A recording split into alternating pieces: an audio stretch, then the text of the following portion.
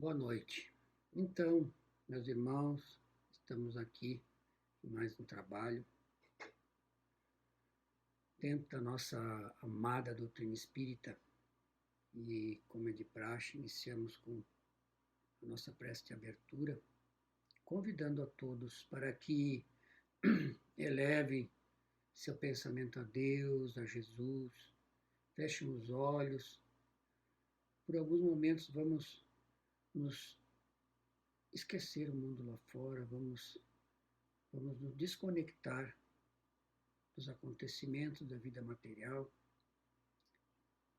e vamos pensar em Jesus, pensar em seus ensinamentos, pedir ajuda aos bons espíritos para que nós tenhamos sucesso nessa nossa busca por conhecimento, nessa nossa busca por aprendizado, nessa nossa busca por aprender e principalmente seguir os ensinamentos daquele que foi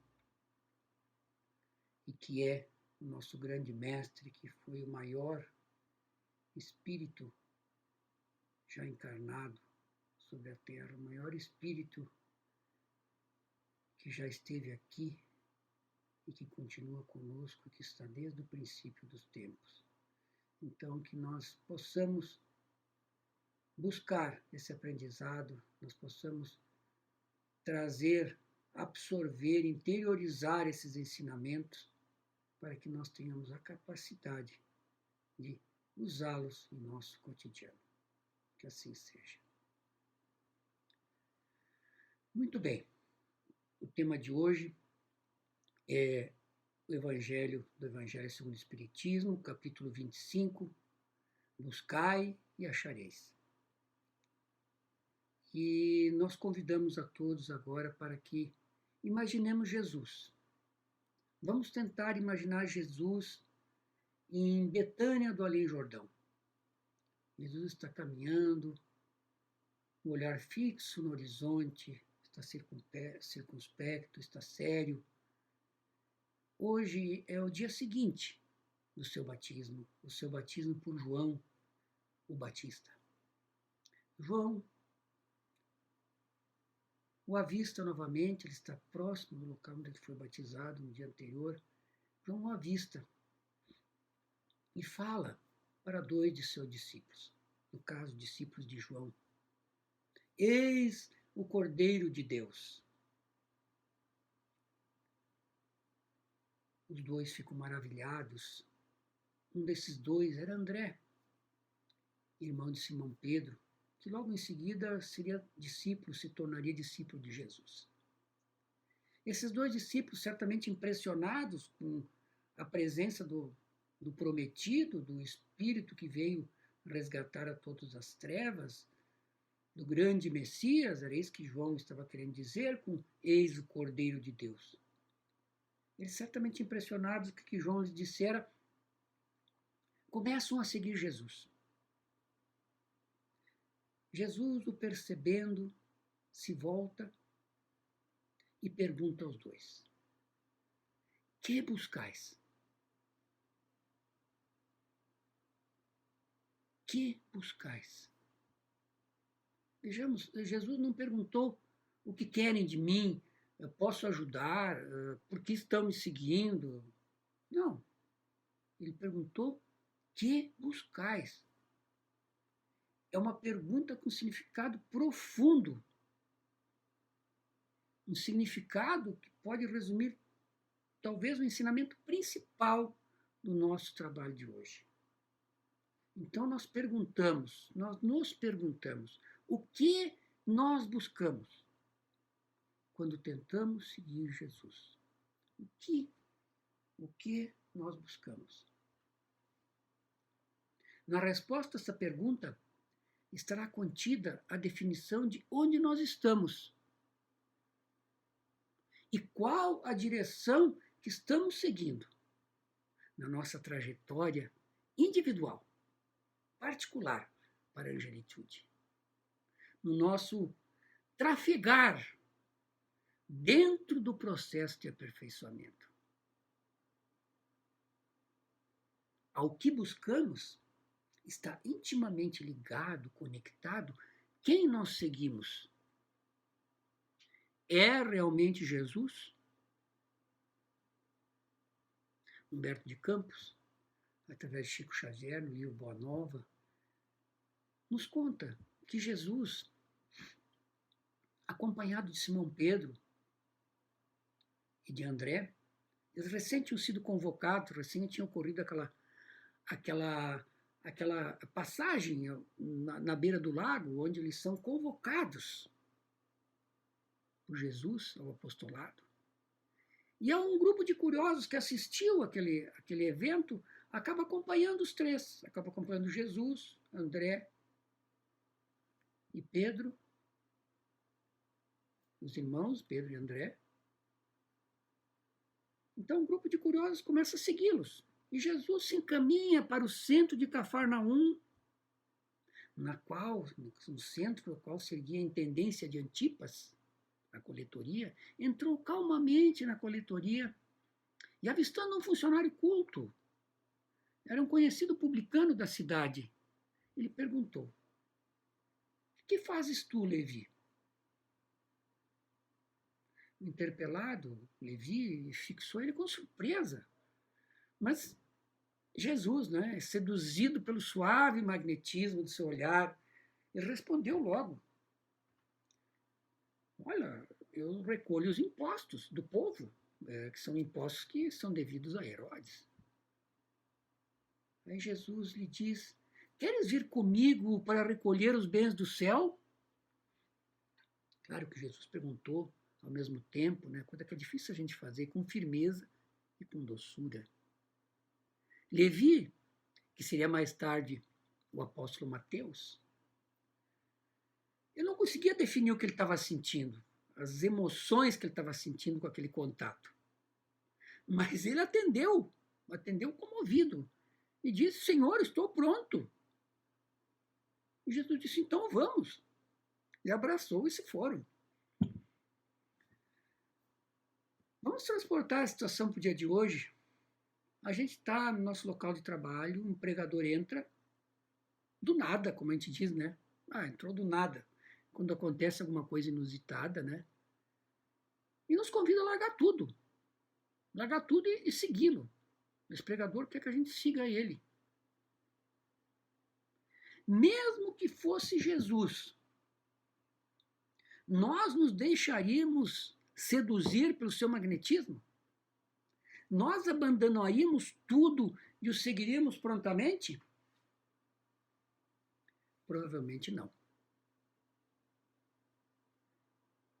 Mas por nossa felicidade, para seguir hoje Jesus, hoje não é mais necessário largar tudo e se transformar em um pregador. É certo que alguns de nós ainda precisam fazer isso. São os missionários, né? São aqueles que vêm com a missão. Outros somente se arriscam, né, a fazer uma que outra palestra. Mas a maioria de nós, a grande maioria, ou todos, precisamos mesmo é seguir os ensinamentos de Jesus. O largar tudo vai significar o afastamento do mal, o afastamento total do mal. Isso é o largar tudo. Dessa forma, nós seremos pregadores, mas não pela palavra, sim pelo exemplo. Nós ensinaremos pelas nossas ações, sintonizadas, que estarão sintonizadas com o bem, estarão sintonizadas com a boa nova, estarão sintonizadas as nossas ações com o Evangelho de Jesus. Pedi e dar-se-vos-á. Buscai e achareis. Batei e abrir-se-vos-á. Porque todo o que pede, recebe. E o que busca, acha. E a quem bate, abrir-se-á. Ou, qual porventura é o homem que, se seu filho lhe pedir o pão, lhe dará uma pedra? Ou, porventura, se lhe pedir um peixe, lhe dará uma serpente? Pois, se vós outros, sendo maus, sabeis dar boas dádivas a vossos filhos, quanto mais vosso Pai, que está nos céus, dará boas dádivas aos que lhe as pedirem. Essa passagem é extraída da parte final do Sermão da Montanha.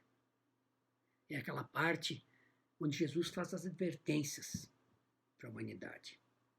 Ele fala nessa parte aí da porta estreita, ele fala dos falsos profetas, ele fala da necessidade de praticarmos seus ensinamentos. O que se conecta intimamente, como vimos há pouco, com o tema de hoje: buscai e achareis. Esse buscai e achareis que pode ter duas abordagens distintas, mas com íntima ligação entre elas. A abordagem terrena, material, e a abordagem espiritual, moral. A compreensão material é a mais evidente, a mais imediata, e ela pode ser explicada com outra máxima de Jesus, que torna ela bem mais clara. Que diz assim: ajuda-te e o céu te ajudará. Essas duas máximas, que são uma só, na verdade, elas são o princípio, elas são a base da lei do trabalho. É isso que os Espíritos nos esclarecem. E se são a base da lei do trabalho, por consequência, vão ser a base da lei do progresso. Mas por que isso? Ora, porque para a realização de um trabalho, necessitamos pôr em ação as forças da inteligência. Mas nós, humanidade, temos um detalhezinho. Deus nos deu algo a mais que o restante dos animais. Ele nos deu o desejo constante de melhorar. Nós temos isso dentro de nós. Então, o uso das forças da inteligência para realizar um trabalho, associado ao desejo constante de melhorar, tem como resultado natural, como produto, o progresso. Então, o progresso é filho do trabalho. Tá, mas o progresso se associa novamente ao desejo constante de melhorar e gera novas necessidades, que gera mais trabalho. E aí fecha-se o círculo virtuoso do progresso. O círculo virtuoso do progresso. Se olharmos para a humanidade, no início da trajetória evolutiva, nós vamos perceber que nós éramos muito parecidos com os outros animais. Pois nós usávamos nossa inteligência somente para procurar alimentos, para nos proteger das intempéries, para nos defendermos dos inimigos, nossos inimigos. Mas o desejo constante de melhorar gerou necessidades novas, que provocaram novas descobertas, que provocaram invenções, que provocaram, por consequência, o progresso. Então, já que o buscar e achareis é a base da lei do trabalho, é oportuno analisá-la um pouquinho, brevemente. Essa lei do trabalho que se encontra nas respostas que os espíritos deram a Kardec sobre esse tema, nas questões 674 a 685 do Livro dos Espíritos, das quais nós vamos extrair algumas conclusões importantes. Por exemplo, o trabalho é uma lei natural. Por isso podemos dizer que ele é uma necessidade. O trabalho é uma necessidade. Toda ocupação útil é trabalho, não somente as ocupações materiais. Nós agora estamos trabalhando. Tanto quem está aqui tentando transmitir uma mensagem, como quem está aí tentando aprendê-la. Nós estamos trabalhando. O espírito trabalha, não só o corpo trabalha. Ele trabalha da mesma forma que o corpo trabalha. Cada um de nós, nos diz essas questões do Livro dos Espíritos, deve ser útil conforme suas faculdades. Quanto maior o adiantamento, maior a responsabilidade e maior a obrigação de ser útil ao próximo. Interessante isso, né? Quanto mais a gente aprende,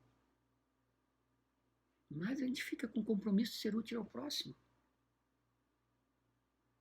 O limite do trabalho é o limite das nossas forças, das forças de cada um. Cada um vai ter um limite. E da ação do nosso livre-arbítrio, do querer ou não querer. O repouso também é necessidade, ou seja, é uma lei natural. Não só para reparar as forças do corpo, mas também, especialmente, para proporcionar liberdade para a inteligência elevar acima da matéria, seja através da reflexão, seja através do desprendimento do espírito, através do sono.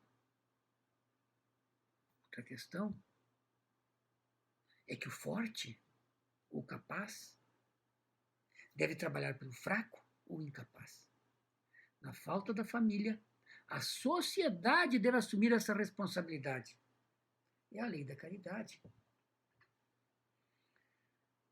As máximas, buscai e achareis, ajuda que o céu te ajudará, induzem, nós vimos isso, induzem a humanidade ao trabalho.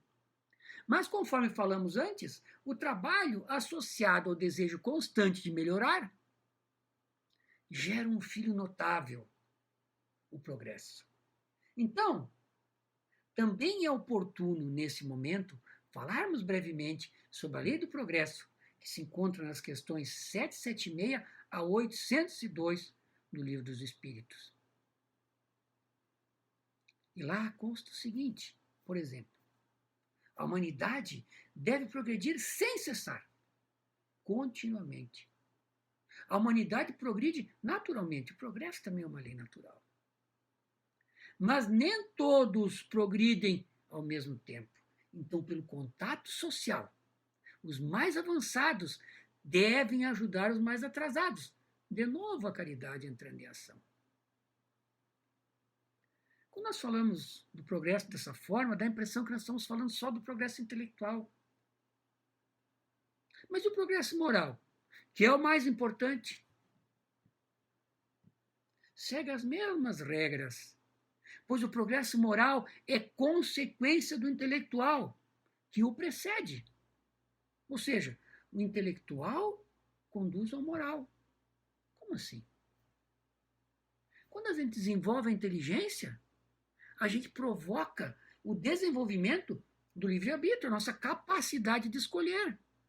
Logo, a humanidade, quando ela progride, ela aumenta a sua capacidade de decidir, a capacidade de escolher entre o bem e o mal. Então, com maior discernimento, nós acertamos mais e sobrevém o progresso moral. E com ele, com o aumento do progresso, com o acréscimo de progresso moral, acresce a responsabilidade sobre nossos atos. Mas tem algumas coisas que nos incomodam nessa sequência. Primeiro o progresso intelectual, depois o progresso moral. É fato que a humanidade progrediu, tanto moral quanto intelectualmente. É só a gente olhar para trás, para os nossos costumes, a gente vê que a gente progrediu moralmente também. Mas também é notória a sensação de que o moral está vários passos atrás do intelectual. O que não deixa de ser esperado, porque o intelectual ocorre antes. Mas é inevitável que nos questionamos. Sempre uma coisa nos incomoda quando a gente fala desse assunto. E aqueles gênios do mal? Não estamos falando de Satanás ou do diabo, não. Estamos falando daqueles seres muito inteligentes e que usam a inteligência para o mal. Bem, esses são anjos de uma asa só. Agora, para alçar voo ao céu, eles precisarão da outra asa. Precisarão tornar-se bons. E nós podemos deduzir e inferir que isso será um processo muito doloroso, pois são maus com conhecimento de causa, pois têm discernimento, têm conhecimento, têm capacidade de escolher entre o bem e o mal, mas escolhem o mal voluntariamente, cientes, conscientes do equívoco que estão cometendo. Por isso vai ser doloroso. Tudo bem, já falamos buscar e achareis, já falamos que o buscar e achareis, que o ajuda-te, que o céu te ajudará. É a base da lei do trabalho e, por consequência, da lei do progresso. Mas, tudo bem, ajuda-te que o céu te ajudará. Mas como que a ajuda vem? Como é que funciona isso? É só a gente se comportar, ficar bem quietinho no nosso cantinho, não incomodar ninguém. E os espíritos vêm e resolvem as coisas para a gente. sopram descobertas, invenções, sopram soluções para os nossos problemas. É isso? Não, não é. Se fosse assim, não daria certo. A humanidade necessita trabalhar para promover o seu desenvolvimento, o seu progresso. Se não precisasse pensar nem trabalhar, o espírito estaria na infância espiritualmente falando. Similar aos demais animais, tendo como dominante o instinto, e o corpo estaria atrofiado. Isso seria a consequência do espírito parar, da humanidade parar. Os espíritos vêm nos intuir, vêm nos inspirar o alvo, a rota a seguir, mas não nos poupam da realização. Não fosse assim, onde estaria nosso mérito? E além disso, é claro, como nós falamos, acabaríamos por estacionar, por parar de evoluir. Então nós temos que trabalhar e confiar na ajuda do alto. Ajuda-te e o céu te ajudará. Tem uma historinha que Jesus nos conta sobre isso. E ele nos disse na época, que existia no tempo de Davi um artista incomparável, que se especializara na harpa. Grandes senhores, personalidades da época vinham de longe para escutá-lo. Esse admirável mestre fez fama e fortuna. E parecia que ninguém mesmo ia chegar e ia superar ele na harpa, naquilo que ele fazia. Em suas exibições, ele possuía, em seu serviço pessoal, como era comum naquela época, né, um escravo, que na opinião dele, do artista, era inábil e tolo. Esse escravo, ele se limitava a servir água, doces e frutas aos convivas, aos convidados. Mas ele tinha um detalhe, ele jamais conversava durante as exibições. Ele não falava uma palavra, ele ficava o tempo todo fixo no instrumento, como se ele vivesse fascinado pelas mãos que operavam, que tangiam aquele instrumento. Muitos anos correram dessa forma, inumeráveis exibições. E certa noite o artista, voltando para casa, ele tinha ido numa festa, né, num banquete, um vizinho próximo, um vizinho, né? Se é vizinho é próximo, nas vizinhanças, e com invisível espanto, ele vê que quando ele está perto da casa dele, ele ouve uma melodia celeste. Essa era a definição dele. Alguém tocava um instrumento, a harpa, né? Qual se for um anjo exilado no mundo, na opinião dele. E ele se pergunta, quem é esse estrangeiro? Quem seria esse estrangeiro que lhe tomara o lugar? Em lágrimas de emoção, por pressentir que existia alguém com um ideal artístico superior ao dele, ele avança devagar para não ser percebido. E sob intraduzível espanto, ele verifica que o arpista maravilhoso era seu velho escravo tolo. Esse escravo que, usando os minutos que lhe pertenciam de descanso, por direito, sem incomodar ninguém, ele exercitava as lições do Senhor, as quais, segundo as palavras de Jesus, ele emprestava desde muito tempo todo o seu vigilante amor em comovido silêncio. Foi então que o artista, magnânimo e famoso, libertou-o e conferiu-lhe a posição que, por justiça, ele merecia. Esse é um pequeno resumo da história contada por Jesus em casa de Pedro, narrada no livro Jesus no Lar, Chico Xavier, Neio Lúcio. Então, quando nós buscamos, quando nós nos ajudamos, a ajuda celeste vem. A ajuda celeste ela vem através de aparentes coincidências arquitetadas no plano espiritual.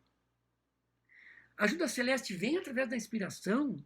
A ajuda celeste vem através de fatos, de pessoas, de problemas que são colocados em nosso caminho para nos ensinar, para nos auxiliar. Mas nós temos que ficar atentos para observar sem preconceitos.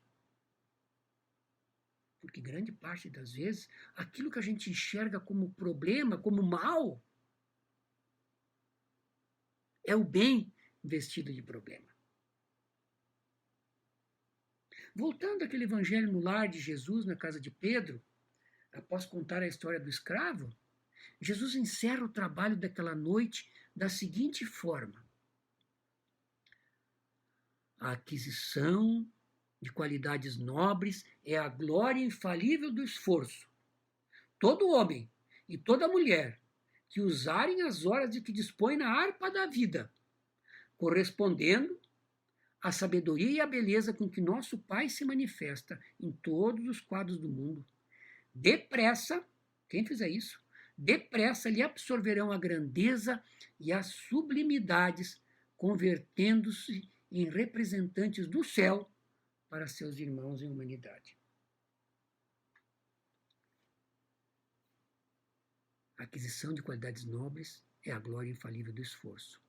Jesus continua: quando a criatura, porém, somente trabalha na cota de tempo que lhe é paga pelas mordomias da terra, sem qualquer aproveitamento das largas concessões de horas que a divina bondade lhe concede no corpo, nada mais receberá além da remuneração transitória do mundo.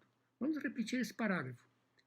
Quando a criatura, porém, somente trabalha na cota de tempo que lhe é paga pelas mordomias da terra, sem qualquer aproveitamento das largas concessões de horas que a divina bondade lhe concede no corpo, nada mais receberá, além da remuneração transitória do mundo.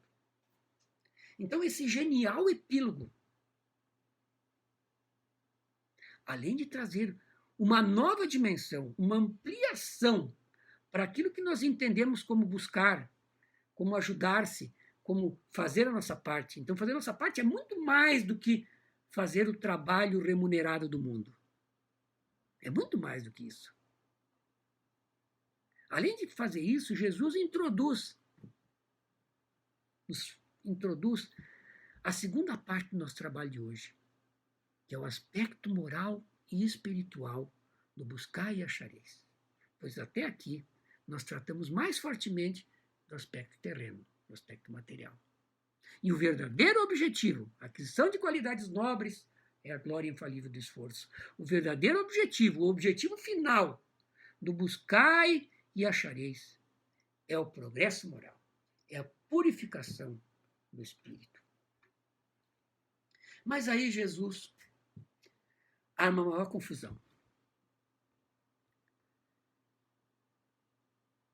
Ele nos recomenda a não entesourar tesouros na terra, onde a ferrugem e a traça consome, mas sim entesourar tesouro no céu. E ele nos diz para não nos preocuparmos com o comer, com o vestir. Pede para olharmos as aves do céu, que elas não plantam nem colhem, e Deus as sustenta. Pede para olharmos os lírios do campo. Eles não trabalham, mas Deus os veste de maneira gloriosa. Arremata essa questão dizendo ainda que Deus conhece nossas necessidades. Ele sabe do que nós precisamos. E se Deus sustenta as aves e veste os lírios, quanto mais Ele não faria para nós, humanidade? Espera aí, mas então tudo que nós falamos até agora sobre o trabalho e o progresso está errado. A gente não precisa pensar em trabalhar, nem progredir, é só esperar que Deus vai nos vestir, vai nos dar o que comer, está tudo bem. Não precisa fazer nada. Claro que não, né? Claro que não. Nós temos que avançar no discurso de Jesus e veremos que ele vai concluir o raciocínio da seguinte maneira: buscai primeiramente, o reino de Deus e sua justiça, e todas essas coisas se vos acrescentarão. Buscai primeiramente. Sobre essas questões, os Espíritos nos esclarecem. Inicialmente, na história das aves, dos lírios, Jesus está relembrando que a providência jamais abandona os que nela confiam. Essa é a ideia. Ele também nos relembra, quando fala que conhece nossas necessidades, né, que Deus conhece as verdadeiras necessidades, quando são essas as verdadeiras necessidades e não o supérfluo que nós buscamos. Quando acontece isso, elas serão supridas na medida do nosso merecimento e na medida da nossa necessidade de aprendizado. Depois disso, de fazer esses dois lembretes, Jesus vai estabelecer prioridades. Buscai primeiramente. Então, associando ao buscai e achareis, Jesus está dizendo que a compreensão moral, que a evolução moral é o objetivo a ser buscado com prioridade, primeiramente. Está nos dizendo que não devemos dar mais importância aos bens materiais que aos espirituais. E que devemos aprender a sacrificar os materiais em favor dos espirituais. Olha só, não dá mais importância aos bens materiais do que os espirituais. E que devemos aprender a sacrificar os materiais em favor dos espirituais. Mas como se faz isso? Como se busca primeiramente o reino de Deus e sua justiça? Vamos tentar imaginar umas situações corriqueiras, singelas, que podem talvez nos esclarecer um pouco isso. Vamos pensar primeiramente que nós somos um empresário. E nós buscamos ampliar nosso negócio. Nós vamos exagerar, a gente é ambicioso mesmo, a gente quer ampliar de forma radical. A primeira hipótese, a mais comum, é que nós vamos pensar assim: eu quero multiplicar meu lucro por 10. Eu quero ficar rico, ter um iate, um jatinho, passar as férias em locais paradisíacos, em hotéis super luxo. Tudo bem. Ou a gente pode pensar assim: nós buscamos fazer uma empresa de vanguarda, que se preocupa com os funcionários. Queremos melhorar as condições de trabalho, pagar um salário justo, ampliar os benefícios a esses colaboradores. Almejamos que os nossos trabalhadores, nossos parceiros, sejam felizes como nós. Queremos também que a nossa empresa se transforme em uma empresa sustentável, ou seja, ela tenha respeito máximo ao meio ambiente. E que nós almejamos principalmente que a nossa empresa tenha uma função social relevante na comunidade onde ela estiver inserida. Opa! Agora sim, agora nós buscamos primeiramente o reino de Deus e sua justiça. Então talvez todas aquelas coisas, sejam acrescentadas, o lucro, o jatinho, o iate, as férias, em locais paradisíacos. Tudo bem, mas nós não somos empresários. Nós somos um profissional qualificado, nós buscamos alcançar um alto nível de qualificação. Suprassumo da qualificação, ser o melhor. Porque a gente busca reconhecimento, fama e fortuna. Isso é o normal. Ou a gente pode buscar estudar, conhecer os melhores cursos, buscamos uma orientação dos melhores profissionais em nossa área. Mas, principalmente, buscamos trabalhar em equipe. Não é só nós queremos evoluir, nós queremos conduzir todos que vêm atrás da gente, junto com a gente, através da orientação e do exemplo, para que cresçamos juntos. Almejamos que nosso trabalho, principalmente e especialmente, gere benefícios para muitos no meio em que vivemos. Agora sim, agora nós buscamos primeiramente o reino de Deus e sua justiça. Então, provavelmente, nós alcançaremos reconhecimento, fama e fortuna. Mas eu não sou nem empresário, nem um profissional qualificado. Eu sou um trabalhador simplório, sem ambições. Na verdade, eu busco somente que o dia acabe logo, que chegue logo o final de semana, para que eu possa ir para casa e descansar. É isso só que eu quero. Tá, mas e se a gente pensar que nós buscamos fazer nosso trabalho, nós buscaremos fazer nosso trabalho da melhor forma possível, mesmo sendo simples. Nós vamos buscar orientação com aqueles que nos comandam para fazer melhor, cada vez melhor. Nós almejamos também, não só isso, a gente almeja também dar tranquilidade para os nossos filhos. Queremos instruí-los para que sejam pessoas justas e boas. Também almejamos auxiliar aqueles próximos a nós, a vizinhança. Tem muita gente ali que se encontra em situação pior do que a gente. Nós queremos ajudá-las. Essa é a nossa meta, nosso objetivo. Então, nós estamos buscando, primeiramente, o reino de Deus e sua justiça. Então, certamente, nós alcançaremos o merecido repouso. Muito bem. Feitos esses exemplos, aí nós vamos abrir um parênteses,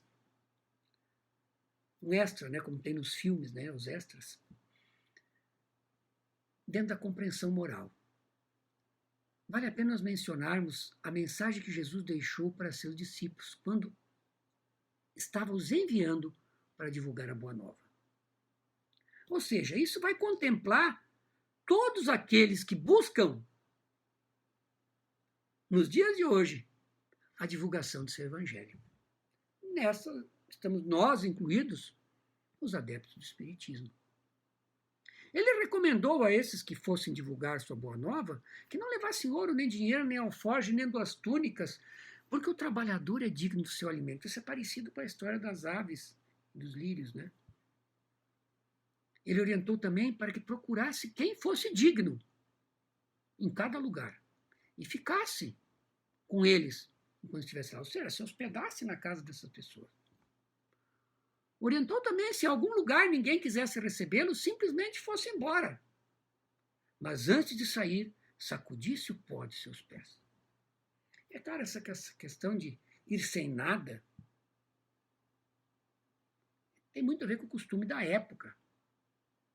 Pois era comum receber viajantes naquela época, dar-lhes abrigo, dar-lhes alimento. Hoje ninguém se arriscaria a sair assim, tão desprevenido. Mas tirando esse aspecto mais ligado aos costumes, Jesus estava nos ensinando a confiar na providência divina, pois afinal, estamos buscando o reino de Deus e sua justiça. Estamos nos ensinando a buscar quem quisesse ouvir, os dignos. Ser digno nesse momento é aquelas pessoas dispostas a ouvir. E se alguém se recusasse a ouvir, não se importar, não guardar rancor, simplesmente ir embora, de coração puro, ou seja, sacudir o pó de nossos pés. E principalmente, não obrigar ninguém a mudar de crença, não forçar, não violentar nenhuma consciência, que são ensinamentos que nós mantemos vivos, até nos dias de hoje, na divulgação da doutrina espírita. Muito bem, chegou o momento em que a gente retomar a nossa questão fundamental. O que nós buscamos? Os ambiciosos, aqueles de nós que são ambiciosos, buscam uma fortuna sem proporção. Os egoístas querem todas as satisfações para si. Os vaidosos buscam louvores. Aqueles de nós que são invejosos querem compensações que não têm direito, que não lhes cabem. Quando nós somos ociosos, nós buscamos prosperidade sem esforço. Quando nós somos revoltados, nós reclamamos direitos sem deveres. Se nós somos impacientes, nós buscamos realizações que ainda não podem acontecer, sem bases. Aqueles de nós que são insaciáveis buscam todos os bens, esquecendo as necessidades dos outros. Na opinião de Emmanuel, no livro Vinha de Luz, tudo isso é verdadeira loucura. Mas e nós? O que nós buscamos? Lembremos-nos, é importante que a gente se lembre que aquilo que a gente busca, talvez a gente ache. Então, a gente tem que ter cuidado com as nossas buscas, porque a gente pode achar e talvez não seja melhor para nós. Por que isso? Porque uma legião de espíritos quer nos ajudar. Mas, igualmente, uma legião de espíritos quer nos atrapalhar. Isso tem a ver com a categoria de mundo que nós vivemos ainda. com a nossa categoria de espíritos que nós somos ainda. Com quem nós nos sintonizamos? Com os que querem nos ajudar ou com os que querem nos atrapalhar? Se nós não quisermos sintonizar, quer nos atrapalhar, vamos pedir a luz para clarear nosso caminho e ela não será dada. Vamos pedir a força para resistir ao mal e a teremos. Vamos buscar a assistência dos bons espíritos, vamos buscar seus bons conselhos e eles virão nos atender. Mas vamos pedir com fé, com humildade, sem arrogância e pedir principalmente o que é realmente necessário. Porque nós não podemos nos acomodar. Nós temos que fazer o que está ao nosso alcance, pois conforme Jesus, de novo em Jesus no lar, o reino divino guarda o imperativo da ação por ordem fundamental. O reino divino guarda o imperativo da ação por ordem fundamental. Então a ajuda virá, mas a gente tem que fazer a nossa parte. A ajuda virá, ela será dosada, colocada em nosso caminho, e pela infinita bondade de Deus, tudo vai acontecer, tudo vai se passar, como se fosse somente resultado do nosso esforço. Então, irmãos, o sentido mais profundo ou mais elevado do buscar e achareis é o sentido moral. Dessa forma, todos nós, a humanidade, tem por missão trabalhar pela melhoria material e principalmente pela melhoria moral do globo, pois nós somos filhos de nossas obras. A cada um segundo suas obras, segundo Jesus. Nós também, além de sermos filhos das nossas obras, nós somos herdeiros das nossas obras. Nós as reencontraremos no plano espiritual ou no retorno à vida material. Para continuá-las, para aperfeiçoá-las ou simplesmente para usufruí-las. Então, vamos buscar uma vida equilibrada, sem nos revoltarmos com as nossas dificuldades, porque nós vamos confiar na justiça divina, que nada injusto nos acontece. Vamos construir nossos objetivos de vida fundamentados na lei de Deus. O que significa isso? Significa que nós devemos buscar em tudo, primeiramente, o reino de Deus e sua justiça. Busquemos em tudo, primeiramente, o reino de Deus e sua justiça, e acharemos o caminho de felicidade que conduz a Deus. Acharemos o caminho de felicidade, de esforço, de dedicação, mas que conduzirá à perfeição. Muito obrigado. Então, vamos agora fazer a nossa prece de encerramento, agradecendo a Jesus, agradecendo aos espíritos amigos, aos nossos benfeitores, aos nossos mentores, aos mentores da Casa Espírita, todo o ensinamento que recebemos hoje. E que tenhamos força, Jesus, para buscar o nosso aperfeiçoamento, para buscar o nosso progresso moral, nosso progresso intelectual,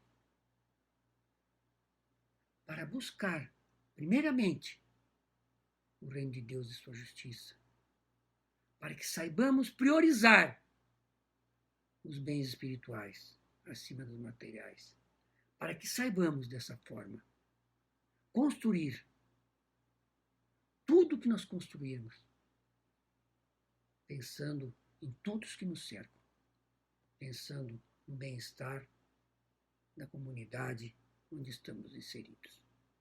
Muito obrigado, que assim seja.